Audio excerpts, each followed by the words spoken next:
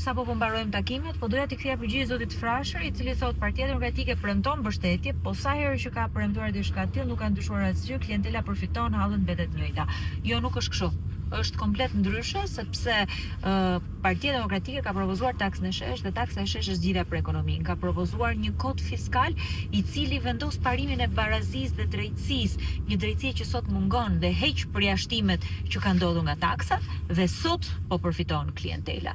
Në qoftë se ne i vendosim të gjithë në një bazë të drejtë, në qoftë se ne ngrem një sistem tatimi të ndershëm, një sistem tatimi të drejtë, ndryshon shumë, ndryshon çdo gjë, ndryshon edhe barazia para ligjit, i jep frymë ekonomisë, por njëkohësisht i jep edhe mundësi shtresës mesme që të zhvillohet. Taksa shesh në tatim fitim, të ardhurat personale, sigurime shoqërore, do të çlirojë një kapital të jashtëzakonshëm për të investuar jo vetëm në biznes, po njëkohësisht edhe për të rritur konsumin. Zgjidh problemet e ekonomisë.